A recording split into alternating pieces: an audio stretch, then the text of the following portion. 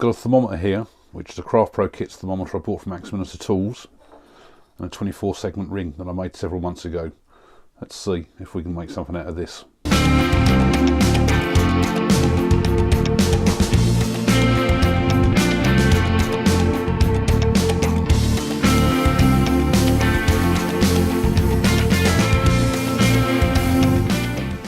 Now the thermometer is 85mm wide.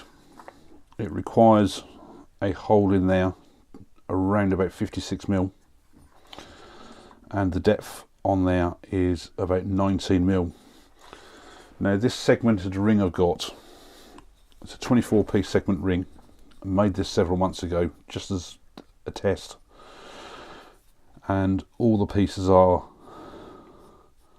slightly angled, as in that I've got a 90° cut one way and then the angle was on the second piece, so it should hopefully create an interesting pattern. Now I've got one side here which is already fairly flat. That was from when it was glued together. The other side hasn't been sanded down or anything, so what I'm going to do is I'm going to mount this flat side onto this waste block to start with. Just hot glue it on and tidy up the back here, put a recess in so that I can reverse it around onto my chuck jaws. And due to the size of this hole, the best thing I've found is if I use this as a guide, just to try and get it as central as possible. So I'll just push that on there, and when the glue gun heats up properly, I will just glue this all around the back edge. The glue gun is now up to temperature, and I'm just going to put a bead of glue all on the edge here. Doesn't need to be too thick, because the only work I'm going to do on this is true up the outside and put a mortise in the bottom. Now the glue is fully set, and I'm going to use my Ashley Isles 12mm bowl gouge.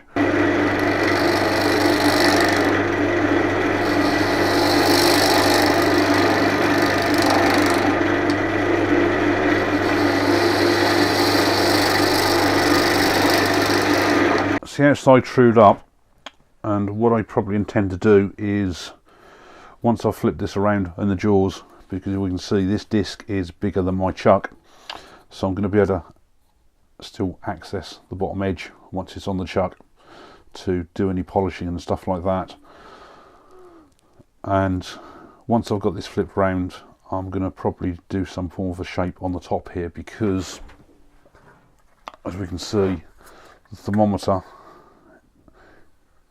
still leaves a little bit of room to do some shaping on the edge. Next thing to do is just face this off, and I want to give it a slight recess, and then what I'll do is create a mortise in there at the size of my calipers there, so that it will fit these jaws.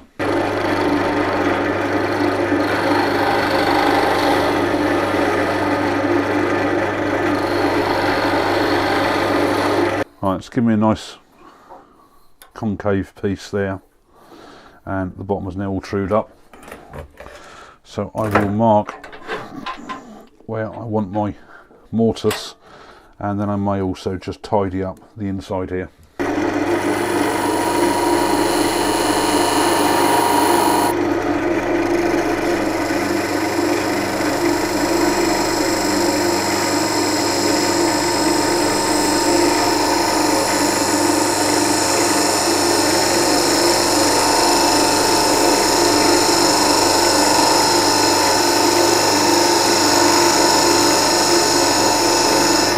So that's the mortise now cut in there, and I will just tidy this up a little bit, and we will need 56mm.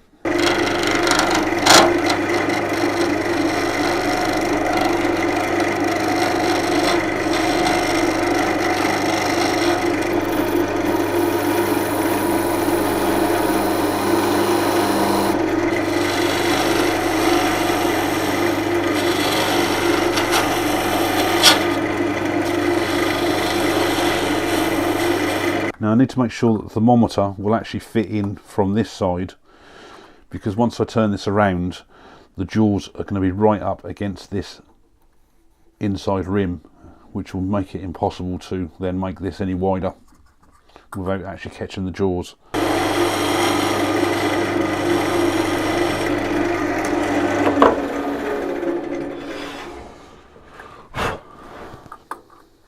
And that now fits in there, so at least when it's reversed around,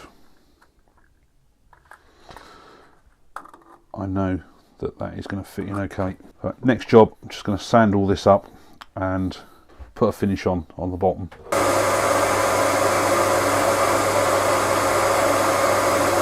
Now, I usually sign all my work, and this hasn't really got much of a space to put anything, so what I'm going to do is I'm just going to put a recess in the ring here, and I'm just going to use a box scraper here so that it creates the recess in there, and then I can then use that to do any typography work in.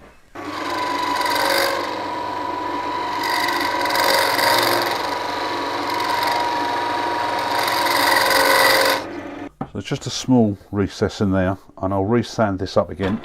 And before I put any sanding sealer on there and Yorkshire grit and finish, I'm just going to take this off. Now, I use the Peter Child's typography machine. It's got the ordinary wire tip on there, which I don't know whether it shows up on the camera or not. And I've got this temperature set fairly low. It's only on about number 2.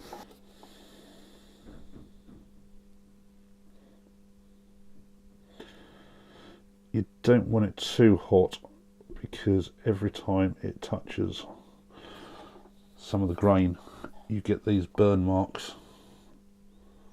that just go in deeply to start with. So I'm going to turn it down slightly.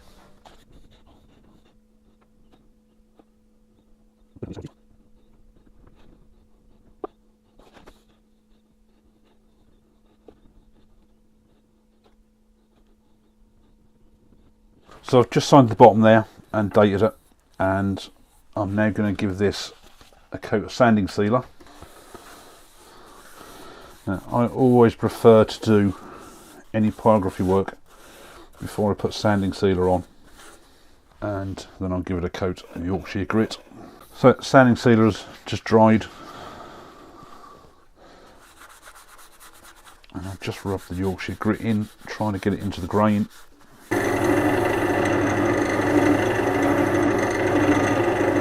So that's come up nice and smooth now, as you expect from Yorkshire grit.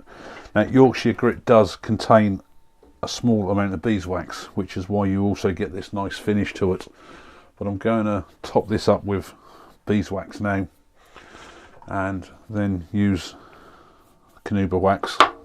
So to use these sticks, you just stick your lathe on a high speed, just so that they melt onto the work, and then buff them off afterwards.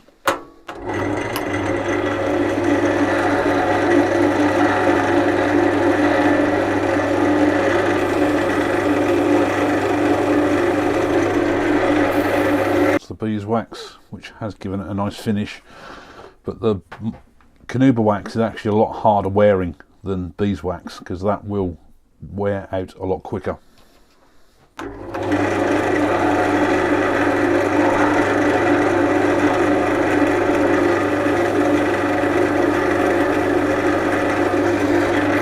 And that is the back now finished.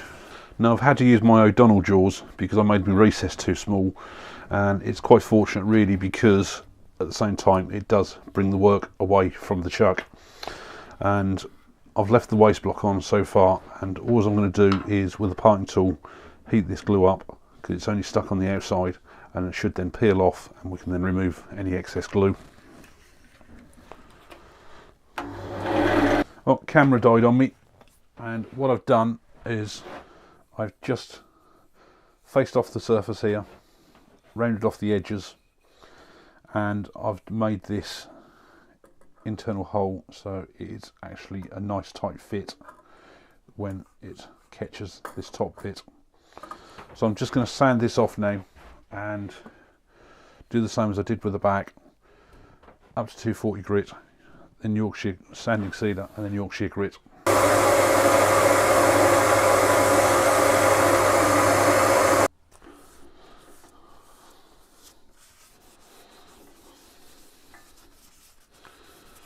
Sanding sealer has dried off, and I'll just give this a coat of Yorkshire grit again.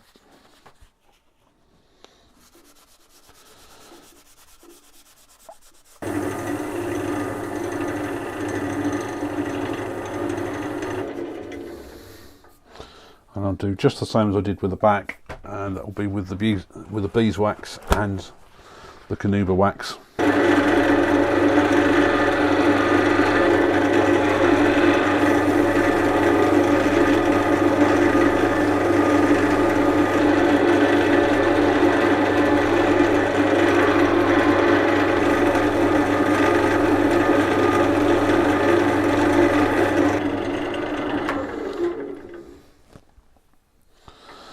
And that's all finished, so take that off the chuck. Got a nice segmented ring, got the signature on the back and the recess to fit the thermometer. Now there is a little hook area to hang the thermometer on, but if you want to, you can always put something extra in. Just choose where you want the top.